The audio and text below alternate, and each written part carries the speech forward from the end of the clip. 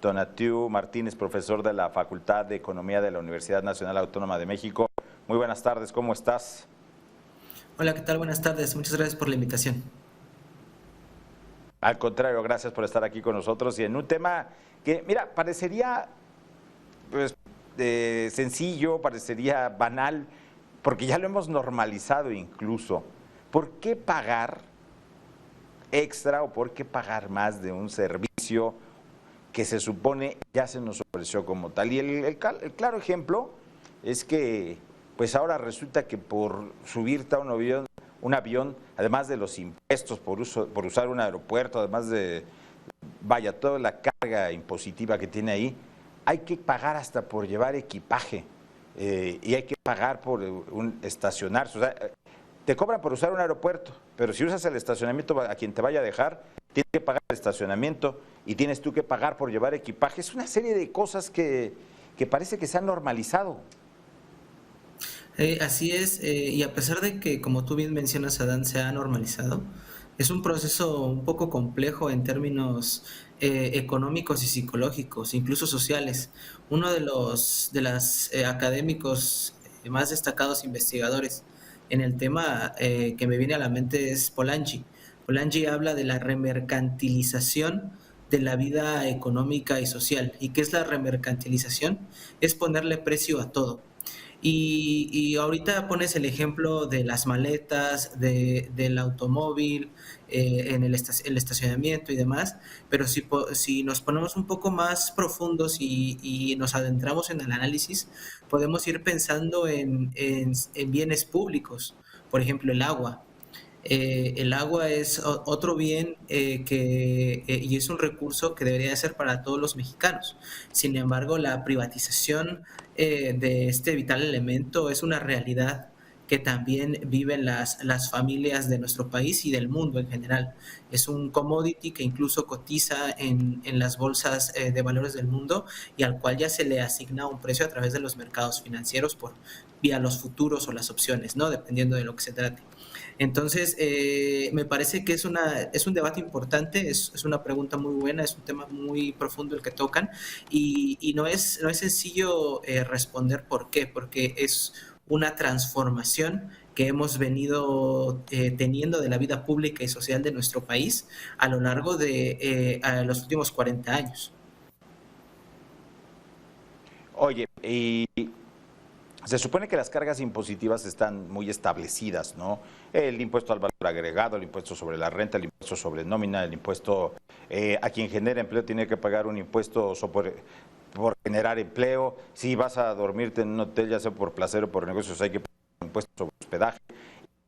De esos impuestos, pues hay que pagar el estacionamiento, hay que pagar el precio de ballet, hay que, el bellboy, hay que pagar por extras y extras y extras que por si me van a ayudar con mi calzado, con la ropa.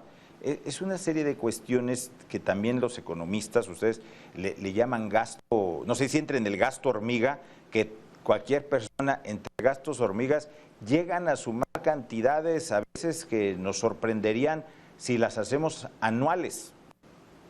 Sí, el gasto hormiga es una preocupación específica de las finanzas personales y en el campo de la administración de los hogares es un gasto muy fuerte. El problema que tenemos, al menos en la región, me refiero a casi toda Latinoamérica, salvo tal vez Uruguay, es que no tenemos una cultura de educación financiera a temprana edad. Y eso hace y genera que no tengamos un control sobre el presupuesto familiar.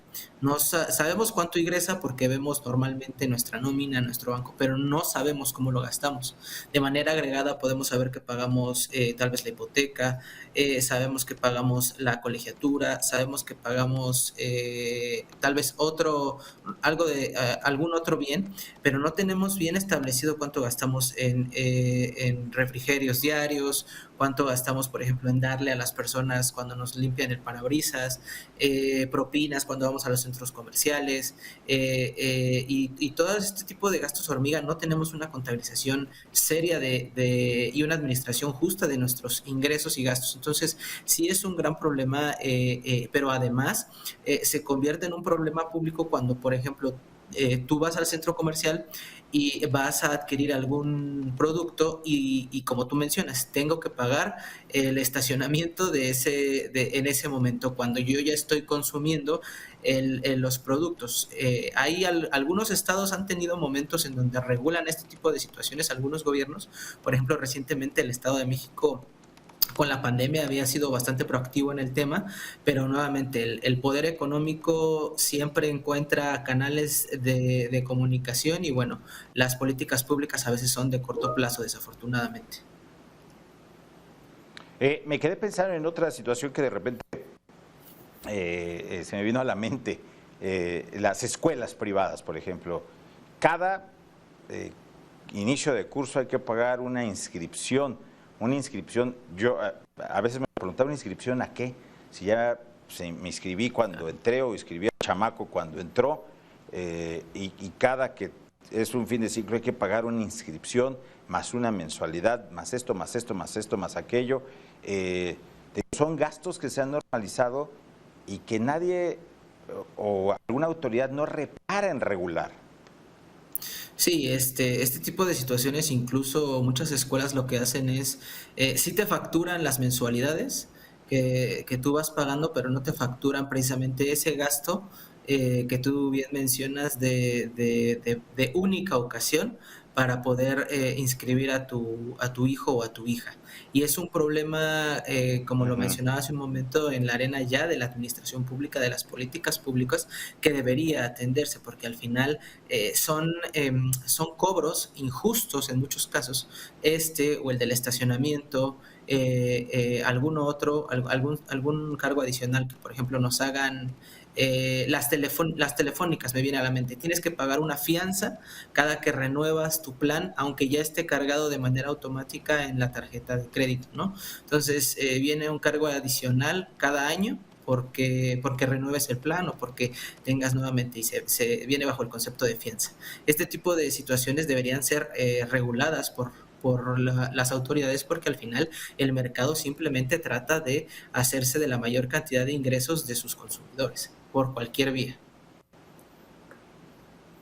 ¿Qué pasa, por ejemplo, con otro que se me hace más preocupante, el derecho al uso de la vía pública? Hay un franelero, hay un viene-viene, que es el que pues le saca provecho, él y seguramente ahí coludido con alguna autoridad, a las banquetas, a las calles. Vas a disfrutar de un partido de fútbol o de algún espectáculo musical y resulta que la calle se vuelve una mercancía que alguien pues cobra una renta al parecer no hay alguna autoridad que diga o regule algo. Es un problema también de la economía informal. La economía informal, Ujú. como tú sabes, es esta parte que no paga impuestos en Sí, sí, sí. muchas ocasiones, no paga seguridad social. O por ejemplo, lo podemos también ver desde el punto de vista de los tianguis. Muchas personas que trabajan en los tianguis no pagan el uso que están haciendo de las calles y el deterioro que tiene por el servicio, los bienes que venden en cierto momento de la semana. El problema aquí siempre será el problema la preferencia por la elección que tengas para los siguientes periodos que ocupen, por ejemplo, tus diputados, tus alcaldes, porque los alcaldes no se quieren meter muchas veces con todos estos grupos que se organizan alrededor también de los franeleros, ¿no? También suelen ser un conjunto que prefieren evitar las autoridades para evitarse problemas. Pero sí, sí es un problema público que debería atenderse porque se está haciendo, como tú bien dices, uso de lo que es de todos, del suelo, de las carreteras, de las autopistas, de las calles del país y que se está explotando, obteniendo un rédito y no se están pagando impuestos por el mismo, ¿no? Pues sí, es una situación que hará falta regulación, la economía informal se mueve, sigue, muchas cosas en este país se mueven así, pero hay otras como las aerolíneas, por ejemplo, los centros comerciales, que ahí sí ya es un asunto de, pues ya más de negocio y de mercantilización, como me decías al principio, donde hay veces que un estacionamiento de un centro comercial deja más que la venta en un solo día de todo el centro comercial. Son gastos, son ingresos bastante importantes.